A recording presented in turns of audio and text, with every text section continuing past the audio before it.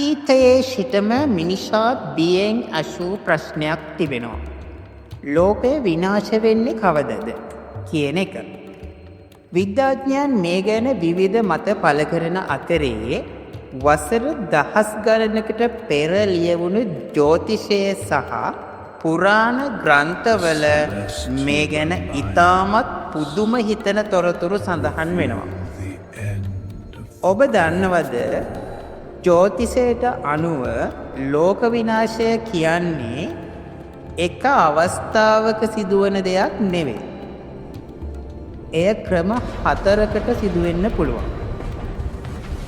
ඒ වගේම අපි දැන් ඉන්න කලි යුගයේ අවසානයේ සිදුවන හැටි ජ්‍යොතිෂය විස්තර කරන්නේ හරිම භයානක විදියට. අද අපි කතා කරන්නේ ඇත්තටම ලෝක විනාශය කියන්නේ මොකක්ද සහ ජ්‍යොතිෂයට අනුව එය සිදුවිය හැකි ක්‍රම මොනවාද යන්නයි.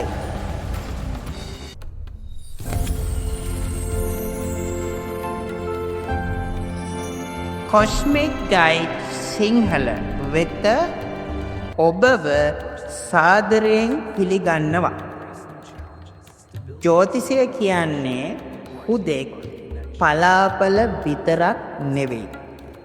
එය මුළු විශ්වයේම ක්‍රියාකාරීත්වය පැහැදිලි කරන විද්‍යාවක්. අද අපි ප්‍රලය හෙවත් මහා විනාශය ගැන ගැඹුරින් සොයා බලමු.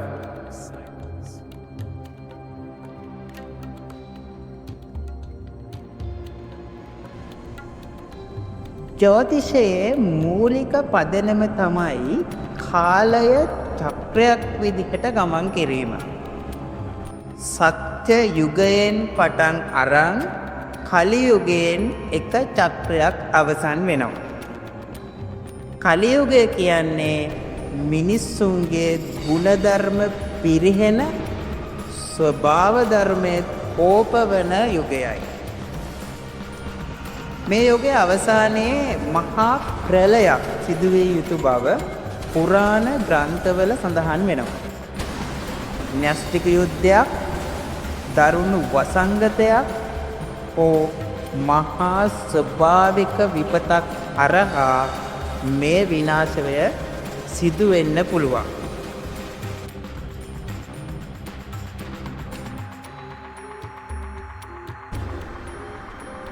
පුරාණ ජ්‍යොතිෂයේ ලෝක විනාශය හෙවත් ප්‍රලය ප්‍රධාන ආකාර 4කට බෙදා වෙන් කරලා දක්වනවා.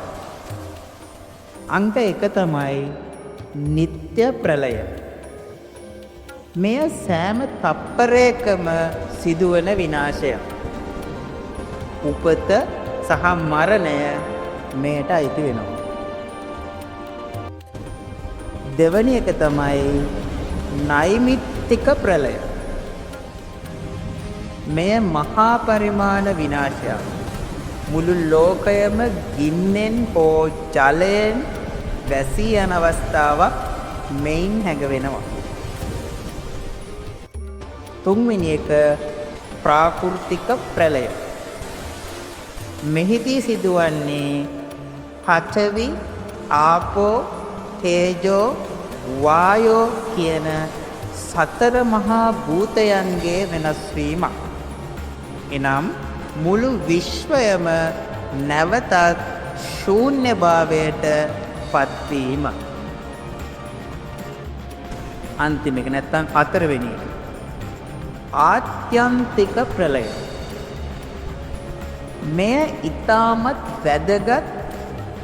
ඒ වගේම මෙහිදී ලෝකය විනාශ වෙනවා වෙනුවට මිනිසාගේ මනස සහ ආත්මය අවබෝධය ලබා ගැනීමෙන් මිදීමක් සිදු වෙනවා.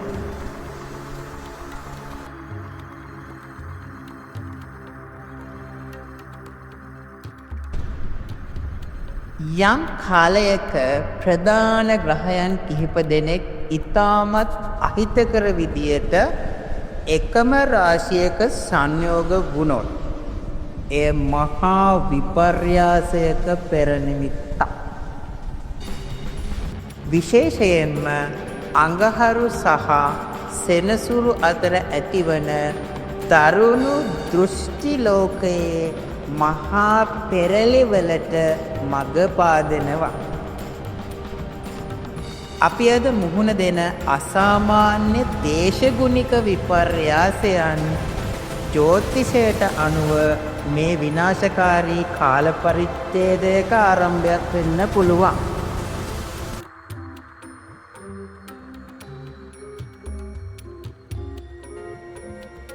ලෝක විනාශය කියන්නේ බියවිය යුතු අවසානයක් නෙවෙයි.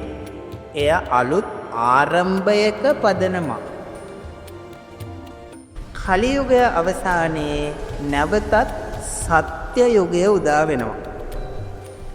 ඒ නිසා වැදගත් වෙන්නේ බියවීම නෙවෙයි.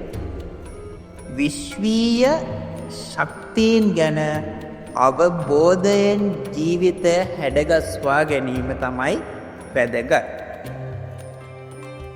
මේ ගැන ඔබ මොනවද හිතන්නේ? කලියුගය අවසාන වෙන්න ළඟයි කියලා ඔබට හිතෙනවද? පහලින් කොමෙන්ට් කරන්න.